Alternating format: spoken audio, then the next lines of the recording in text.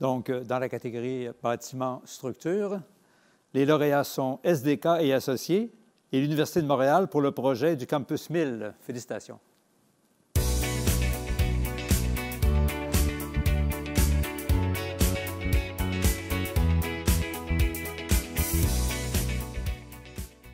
Eh bien voilà, nous sommes avec Alexandre Leclerc, chef d'équipe Génie environnemental Ouest et Nord du Canada chez Anglo...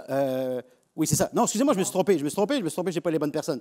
J'ai fait un petit mouvement de doigt de trop sur mon iPad, je suis bien désolé. Alors, bon, bravo messieurs, félicitations pour ce projet absolument fantastique.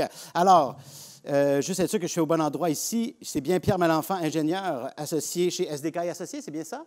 Voilà. Et Alain Boilard de l'Université de Montréal. Désolé pour cette bourde. Alors, parlez-moi de ce projet absolument gigantesque. Quand on gère un projet et qu'avec ce projet, on peut faire stopper les trains pour faire bouger une structure, c'est parce que c'est un très gros projet. Parlez-moi des défis. Oui, il y avait plusieurs défis.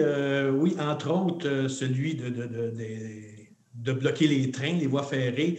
D'ailleurs, on était un peu nerveux. On a eu seulement un bloc de 6 heures pour faire les travaux. Alors, un bon samedi matin, vers 7h30, le dernier train a passé.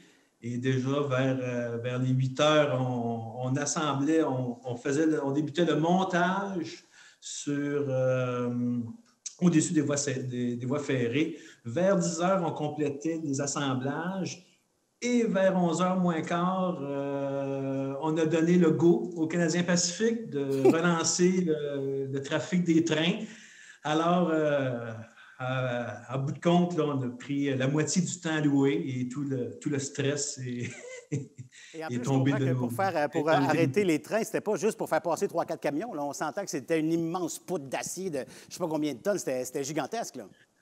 Oui, il y a même eu des répétitions. Là, la semaine avant, là, on a fait des séquences là, avec les grues là, pour pouvoir pratiquer justement l'érection du tablier pour justement, un peu comme au théâtre. Là, il faut faire des répétitions pour arriver dans le bon timing. Eh bien, félicitations pour ça. Et M. Boilard, parlez-moi de la vision du projet au départ. Dans le fond, pour l'université, il y avait 2 objectifs vraiment à atteindre. Le premier, naturellement, c'était, comme on l'a mentionné d'entrée de jeu, c'était de réunir 4 départements qu'on appelle des départements avec des laboratoires humides, là, comme on voit dans des émissions comme à Découverte à Radio-Canada où les gens lèvent des fenêtres de hotte. Bon, ces départements-là, dans toutes sortes de vieux bâtiments, on a voulu concentrer la science lourde avec des laboratoires humides dans une nouvelle installation très haute pointe, de haute qualité, et pour être en compétition avec les autres universités dans le monde. Ça, c'est une chose, donc vraiment pour nos besoins, mais aussi l'université a voulu lancer un message où elle n'a pas voulu reproduire un campus comme elle l'a présentement sur la montagne, mais a voulu aussi s'intégrer dans un nouveau quartier. On devient comme un peu une université un peu urbaine, comme d'autres à Montréal. Donc, on est construite près des citoyens, près des riverains.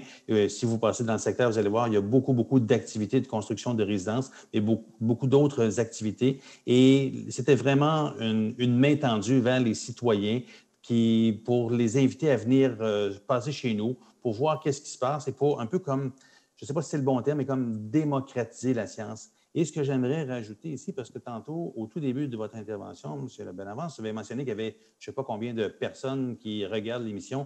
J'aimerais souligner ici vraiment la collaboration vraiment de très haut niveau qu'il y a eu entre les équipes impliquées au projet, structure, électromécanique, comme d'habitude, architecture, mais aussi les gens de la Ville de Montréal, les gens de l'arrondissement d'Outremont, citoyens comme les villes elles-mêmes, là, où on a eu une collaboration de haut niveau. Franchement, c'est un projet qui demeure, à mon point de vue, j'ai fait beaucoup de projets dans ma vie, ça demeure quand même une référence. C'est quelque chose sur lequel on doit, tout le monde, s'inspirer de cette collaboration-là pour en faire un grand plus pour tous.